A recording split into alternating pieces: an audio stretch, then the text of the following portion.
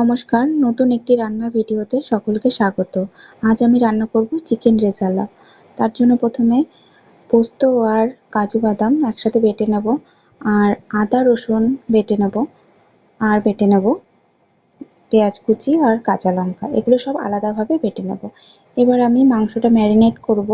তার জন্য প্রথমে দিয়ে দিলাম টক দই আর আদা ও রসুনের পেস্ট আর গোলমরিচ গুঁড়ো আর সামান্য নুন দিয়ে আমরা মাংসটাকে প্রথমে ম্যারিনেট করে নেব।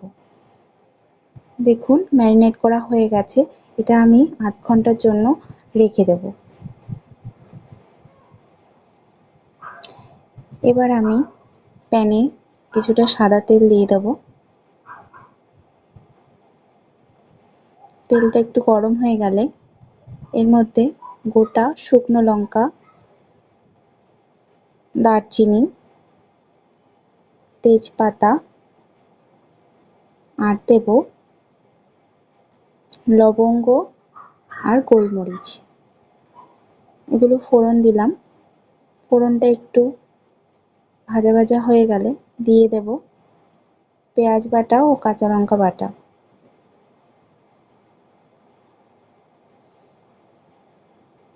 পেঁয়াজ ও কাঁচা লঙ্কা বাটাটা দিয়ে কিছুক্ষণ নাড়িয়ে নেব। বেশি একটা ভাজা ভাজা করব না, ৩-৪ মিনিটের মতো কিছুক্ষণ নাড়িয়ে নিয়ে এর মধ্যে ম্যারিনেট করা মাংসগুলো দিয়ে দেব।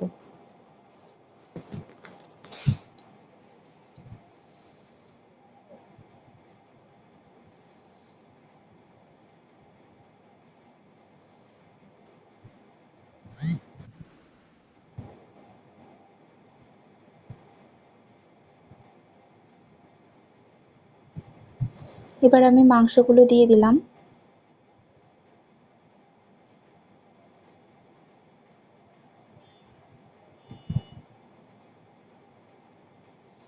কিছুক্ষণ নাড়িয়ে নেব।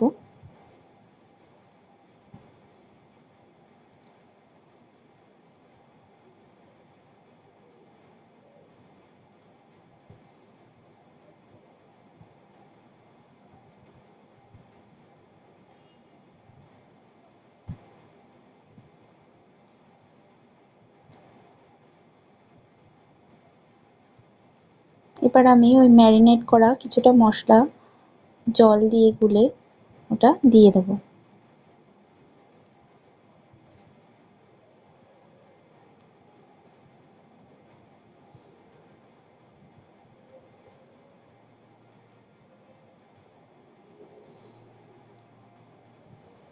আমি জলটা দিয়ে দিলাম, আবারও কিছুক্ষণ নাড়িয়ে নিলাম।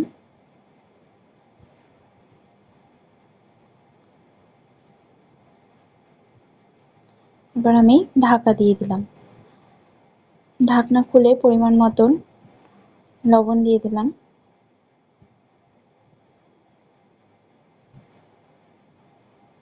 মাংসটা সিদ্ধ হওয়ার জন্য আবারও কিছুক্ষণ ঢাকা দিয়ে রেখে দেব, যাতে ভালোভাবে সিদ্ধ হয়ে যায়। এই দেখুন মাংসটা মোটামুটি সিদ্ধ হয়ে গেছে।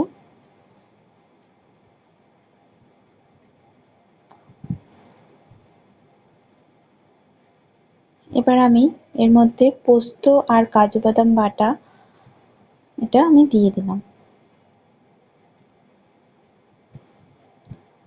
পোস্ত আর কাজু বাদাম বাটাটা দিয়ে আবারও কিছুক্ষণ কষিয়ে নেব,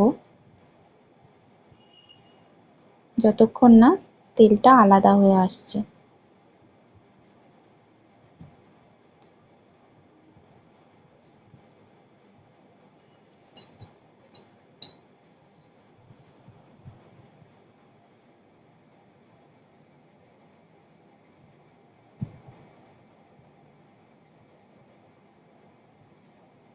আবারও কিছুক্ষণের জন্য ঢাকা দিয়ে রাখলাম। এবার আমি এর মধ্যে স্বাদ মতন চিনি দিয়ে দেব। মাংসটা প্রায় সিদ্ধ হয়ে গেছে।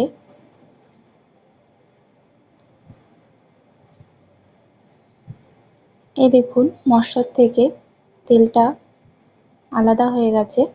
এই পর্যায়ে আমি গরম মশলার গুঁড়ো দিয়ে দেব। আপনারা এর মধ্যে মাখানাও অ্যাড করতে পারেন। চিকেন রেজালাতে মাখানা অবশ্যই দিতে হয়, কিন্তু আমার বাড়িতে কেউ পছন্দ করে না বলে আমি মাখানাটা অ্যাড করলাম না। এবার আমি দিয়ে দিলাম কেওড়া জল আর সামান্য গোলাপ জল।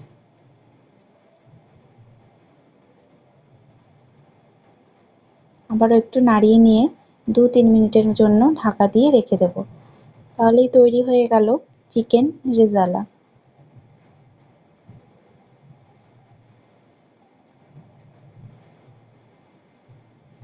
এই দেখুন বন্ধুরা, চিকেন রেজালা তৈরি হয়ে গেছে। আপনারা বাড়িতে অবশ্যই ট্রাই করবেন।